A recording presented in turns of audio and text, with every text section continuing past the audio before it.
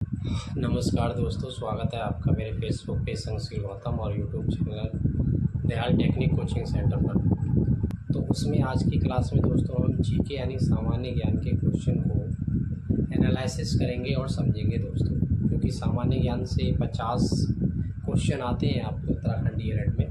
तो आज की वीडियोस में दोस्तों हम मोस्ट इम्पोर्टेंट जो बहुत ही महत्वपूर्ण क्वेश्चन है सामान्य ज्ञान के 38 यानी 38 क्वेश्चनों को दोस्तों आज हम आपके साथ साझा करेंगे, आपके साथ डिस्कस करेंगे क्वेश्चनों के बारे में जो बहुत ही महत्वपूर्ण है। और शुरुआत करते हैं दोस्तों आपकी स्माइल के साथ, तो स्माइल करिए। वेरी गुड दोस्तों, तो आप शुरुआत करते हैं 38 मोस्ट इम्पोर्टेंट क्वेश्चन सामान्य ज्ञान को लेकर। तो पहला क्वेश्चन है दोस्तों हमारे सामने कि सबसे पहले भारत को इंडिया के रूप में संबोधित किसने किया। हमसे पूछा जा रहा है जो हमारा भारत देश है तो इसको इंडिया किसने कहा। तो दोस्तों ये कहा था यूनानियों ने, ये आपको याद रखना चाहिए। तो हमारे देश को, भारत को सबसे पहले इंडिया का शब्द देने वाले या इंडिया कहने वाले कौन है, तो वो यूनानी है, ये आपको याद। तो आपने दोस्तों हड़प्पा काल के बारे में कई बार पढ़ा ही होगा। तो हमसे ये पूछा जा रहा है कि हड़प्पा काल में चावल के प्रमाण, जिसे आप भात या राइस कहते हो ना, रंगपुर और लोथल में आपको चावल के प्रमाण मिले जो कि आपके गुजरात में है। वर्धन वंश के बारे में बात हो रही है कि उनकी राजधानी कहाँ थी। तो दोस्तों उसकी राजधानी थी थानेश्वर। वर्धन वंश की राजधानी कहाँ थी, थानेश्वर। ये आपको अच्छे से याद रखना है, वर्धन वंश की राजधानी कहाँ थी, थानेश्वर। ठीक है दोस्तों। चौथा क्वेश्चन है कि मेसोपोटामिया का अर्थ क्या है। मेसोपोटामिया का अर्थ क्या है। तो मेसोपोटामिया का अर्थ होता है दोस्तों कि जो दो नदियाँ होती हैं उनके बीच में जो भूभाग होता है यानी ज़मीन का भाग होता है, वही हमारा मेसोपोटामिया कहलाता है। यही इसका 5 क्वेश्चन में चल रहे हैं कि कुम्हार के चाक का आविष्कार किस समय हुआ।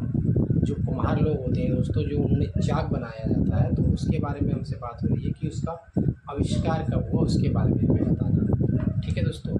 तो जो कुम्हार के चाक का आविष्कार हुआ तो वो किस समय हुआ, हमसे ये पूछा जा रहा है। कुम्हार के चाक का आविष्कार कब हो रहा है, नवपाषाण काल में। ये अच्छे से आपको याद कर लेना है कि नवपाषाण काल में ही कुम्हार के जो चाक होता है जिससे वो बर्तन बनाते हैं उसका आविष्कार हुआ है। कब हुआ है, नवपाषाण काल में। 6 क्वेश्चन है दोस्तों हमारा कि जो श्रीनगर है, श्रीनगर की स्थापना किस शासक द्वारा की गई। तो श्रीनगर की स्थापना दोस्तों किस शासक द्वारा की गई, या हम कह सकते हैं कि राजा द्वारा की गई। तो वो की गई थी आपकी चक्रवर्ती सम्राट अशोक के द्वारा। विस्तृता नदी के तट पर की थी। ठीक है, विस्तृता नदी के तट पर सम्राट अशोक ने श्रीनगर की स्थापना की थी। जो सिंधु घाटी के बारे में आपने कई बार पढ़ा है कि भारत की सभ्यता की जब बात होती है तो सिंधु घाटी से हम शुरुआत करते हैं।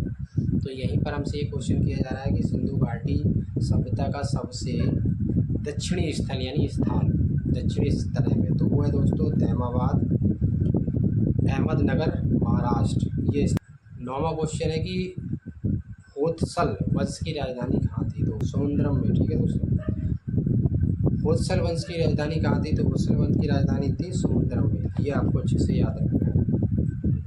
10वां क्वेश्चन हमसे पूछा जा रहा है कि गंगो की राजधानी कहाँ थी। तो गंगो की राजधानी थी कोलर में। आपको याद रखना है, अगर आपसे पूछा जाता है क्वेश्चन में कि गंगो की राजधानी कहाँ थी तो आपको बताना है कि कोलर में गंगो की राजधानी थी।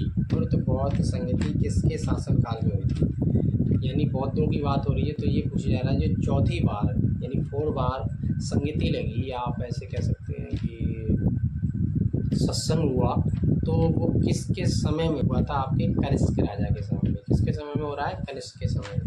पृथ्वीराज रासों के लेखक हैं वो हैं चंद्रवर्दाई ने ही पृथ्वीराज रासों के लेखक। साख्य दर्शन के प्रवर्तक कौन है। साख्य दर्शक के प्रवर्तक कौन है दोस्तों, 13वां हमारा क्वेश्चन है कि साख्य दर्शक के प्रवर्तक कौन है। तो साख्य दर्शक के जो प्रवर्तक हैं वो हैं आपके कपिल मुनि। ये आपको अच्छे से याद रखना है, कपिल मुनि ही साख्य दर्शन के प्रवर्तक हैं। ठीक है, अब हम चलते हैं दोस्तों 14 यानी 14वें क्वेश्चन की तरफ। चीनी यात्री है जिसके बारे में आपने सुना होगा कि वो बौद्ध धर्म में उसने बहुत सारी खोज की है। तो चीनी यात्री यानसंग भारत कब आया, समय पूछा गया है। तो वो है दोस्तों 630 से 644 के बीच में यानसंग भारत में आया था। ठीक है, ये आपको अच्छे से याद रखना है। 15वां क्वेश्चन हमसे पूछा जा रहा है कि समुद्रगुप्त का उत्तराधिकारी कौन था। जो समुद्रगुप्त राजा था उसका उत्तराधिकारी कौन था दोस्तों, तो उसका उत्तराधिकारी था आपका चंद्रगुप्त। ठीक है, चंद्रगुप्त द्वितीय इसका उत्तराधिकारी था। जैन धर्म के संप्रदाय कौन से थे। जैन धर्म के 2 संप्रदायों के बारे में पूछा जा रहा है। तो दोस्तों आपको ये बताना है सितंबर और दूसरा बताना है आपको दिगंबर। ठीक है दोस्तों, पहला सितंबर और दूसरा दिगंबर के बारे में आपको बताना है। अब 17वां क्वेश्चन की तरफ चल रहे हैं। 17वां क्वेश्चन क्या कह रहा है कि आदि मानव द्वारा अग्नि की खोज की गई।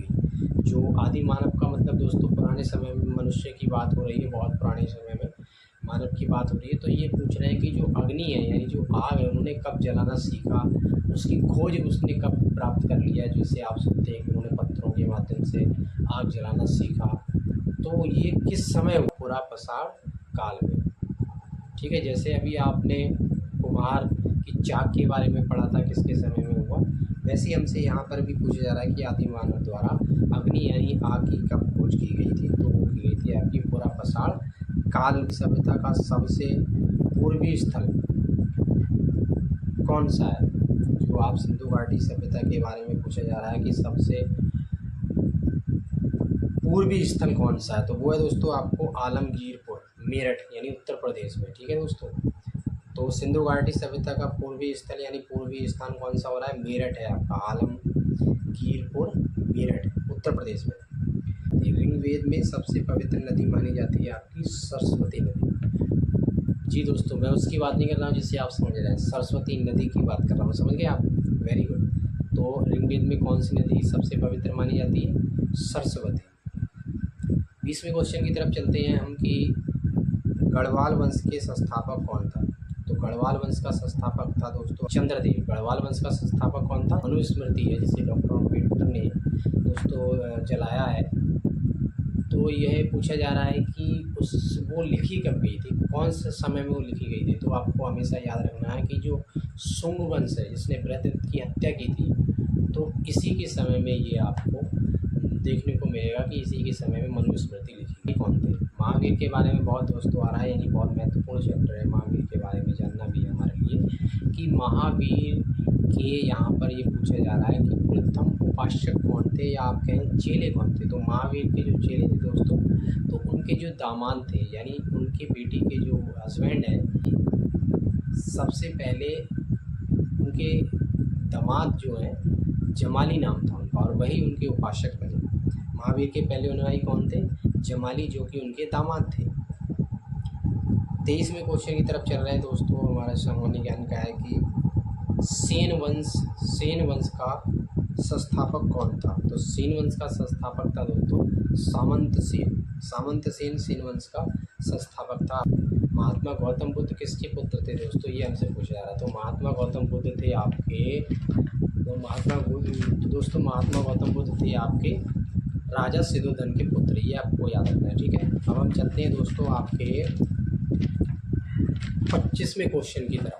जीके के 25वें क्वेश्चन की तरफ चल रहे हैं, जहाँ पे हमको बहुत महत्वपूर्ण जानकारी मिलेगी। तो दोस्तों 25वां क्वेश्चन है कि भारत में किस गोलार्ध में स्थित है।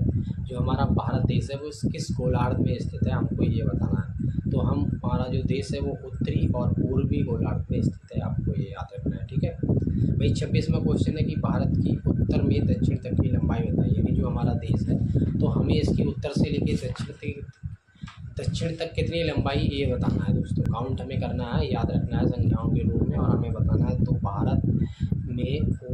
भारत में उत्तर से दक्षिण तक की लंबाई दोस्तों है 3214 किलोमीटर। आपको याद रखना है कि भारत में उत्तर से लेकर दक्षिण तक की जो लंबाई है वो है 3214 किलोमीटर। ठीक है, 27वां क्वेश्चन की तरफ चलते हैं।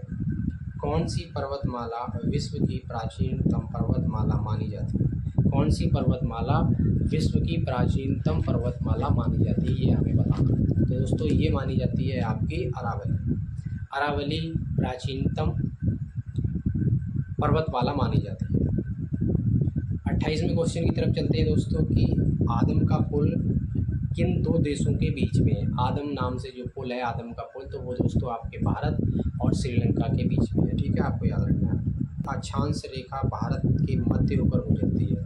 आपने कई बार सुना होगा कि भारत के मध्य राज्यों से गुजरने वाली रेखा का नाम क्या है। तो आपको पता है कि कर्क रेखा है। जो कई बार पूछता है कि भारत के कितने राज्यों को कर्क रेखा काट दिया, ऐसा आपने कई बार सुना होगा, पर आपको ध्यान भी रखना चाहिए दोस्तों। तो आपको मैं बता दूँ, अच्छे से आपको याद रखना है कि 30वां क्वेश्चन है कि भारत की मुख्य भूमि का दक्षिणी लोक पॉइंट है, तो भारत के जो मुख्य भूमि का दक्षिणी लोक पॉइंट है तो वो है आपके केप केमोरिन। 31वां क्वेश्चन है हमारा कि भारत का क्षेत्रफल विश्व के कुल भौगोलिक क्षेत्रफल का कितना भाग है।